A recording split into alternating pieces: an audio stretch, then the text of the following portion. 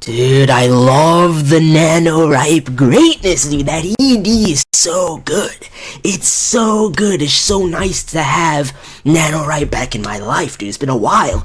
And no lie, I had to run that track back at least 4 times before I sat down to do this review. That's just how nice it is, dude. I fucking love that ED. But I digress. Saijaku Muhai no Bahamut episode 3. Very straightforward episode, nothing crazy, definitely maintains the cliche, but I'm still wholeheartedly entertained. And one thing I want to ask before I get into anything is, was the pacing of this episode better? Because a lot of the light novel readers were telling me with last week's episode that they've already breezed through, pretty much the first volume of material, and they've skipped some integral moments and everything like that. So I want to know if this episode was better paced. I'm personally enjoying the pacing, and I haven't read the light novel, so I can't really speak to that, but I think Ando and Lerche are going in right now, and as cliche as the setup and the story and even the progression of this particular episode is damn entertaining, dude. And I love these characters, I love the girls, dude. KURLCIFER is fucking love, okay? If it weren't for the fact that Lisha was so kawaii, KURLCIFER would be best girl easily, but that is definitely between those two so far out of the girls that we have. I do really like Leaflet too, but KURLCIFER is fucking amazing, dude, and Fafnir is OP, dude. That drag ride is OP, but let's get into the episode.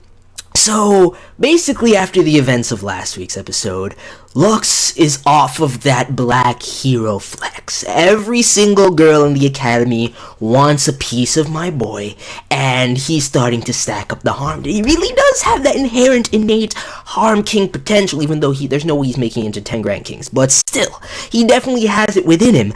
And of course, the headmistress has to play these games with the man, which the whole progression of the first half of this episode, with that form, and whoever captures it is able to have Lux be their boyfriend for a week.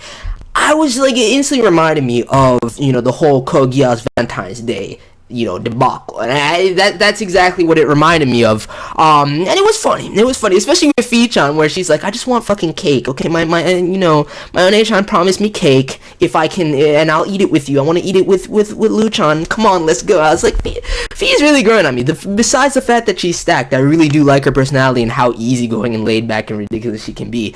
But what made the comedy in this first half of the episode, and what was so fucking cute to me, was LISHA'S jealousy, dude. Because, and we're into the KURLCIFER stuff and everything like that, and this FIEND BALZERIDE, but Lisha, man, like, when you saw her getting jealous after KURLCIFER, basically won the competition, has Lux posing as her boyfriend for the next week and everything like that, she was so salty, so disturbed by it, dude, and she was trying to do anything she could to get, a leg up in this kind of competition between her and KURLCIFER. She's like, we've already held hands.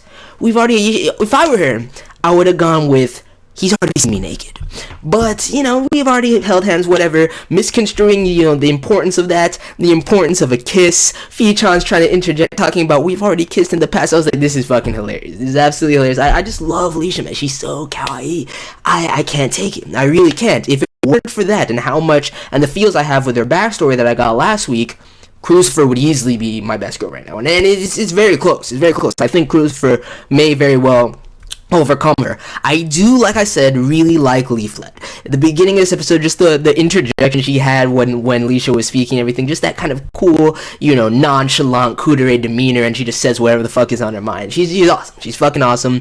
I do like Lux's younger sister as well, but it's right now the competition between Lisha and KURLCIFER for me, and that's it right there. Out of the girls that we've met so far, they're amazing. We got some nice fan service during the changing scene and everything like that, when Lux was trying to hide out and actually stumbled upon and indirectly got blackmailed by KURLCIFER, and I like to see that as well. But episode was definitely very straightforward, had, maintained the cliche that we've seen throughout the series, but I don't give a fuck, man. I really don't, because I'm wholeheartedly entertained by this series right now, and aesthetically is beautiful, dude. The art style is nice, the animation quality still maintaining the same level, definitely could be better, but Lerche is going in the cinematography in this episode, especially like in the skirmish, where KURLCIFER went in and revealed her drag race potential. Fucking Fafnir. The ability to see the future, and when she just positioned the beams behind all the, their attackers, I was like, yo, it's done. She's beast in a fight, and her persona is absolutely amazing. Her character design is sexy.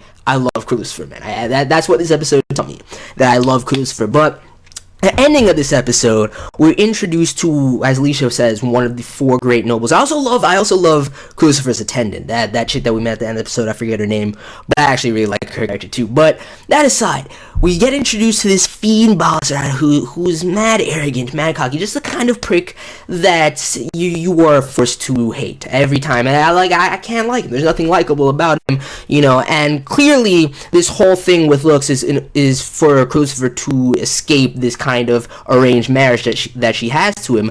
But the man's calling Lux out, the weakest undefeated, the black hero that went in and wrecked everybody with the Bahamut. You think this man's gonna win in a one-on-one duel? Yo, I'm looking forward to it, but there's no way. There's absolutely no way. So that's pretty much it, man. It was a very straightforward episode. Nothing amazing. You know, I'm just really enjoying Bahamut right now. It's definitely not anything special so far for me personally. It definitely has its faults. It definitely has its strengths. The cliche is still there, but I can dismiss it because I'm so entertained. I'm really enjoying these characters, despite the basic archetypes that they fall into. I really do like them. So, let me know your thoughts on this episode of Bahamut, and I'm out. Peace.